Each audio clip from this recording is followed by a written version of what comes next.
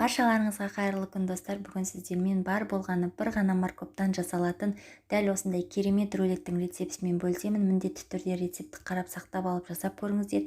Және де менің каналыма тіркеліп кетуді ұмытпаңыздар. Бізге қажетті заттар морков, жұмыртқа және де аз ғана ірімшік қажет. Морков пен жұмыртқаны алдын ала суға пісіріп дайындап өгіштен өткізіп алдым. Содан соң дәл видеода көрсетілгендей пищевой пленканың үстіне ең алдымен морковымызды саламыз. Қасықтың көмегімен формасын шығарамыз. Үстіне майонез жағып шығамыз. Содан соң өгіштен өткізілген ірімшігімізді саламыз. Тағы да майонез жағып шығамыз. Содан соң бір жұмыртқамызды, яғни өгіштен өткізілген жұмыртқамызды үстіне салып шығамыз.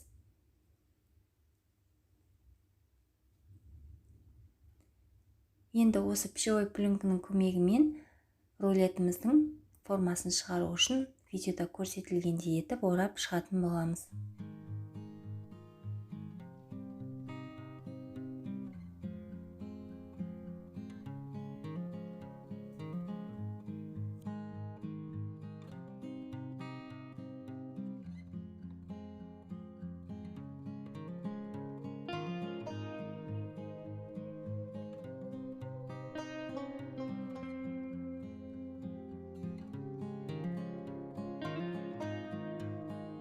Рулетімізді орап болғаннан соң міндетті түрде тоңазытқышқа жарты сағатқа не болмаса 40 минутқа қойып қоямыз. Біздің рулетіміз өз формасын ұстап, аз ғана қатаю қажет, сонда жақсы кесілетін болады.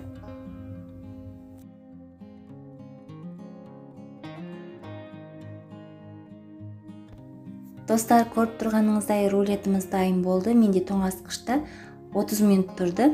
Енді сіздерге кесіп көрсететін боламын.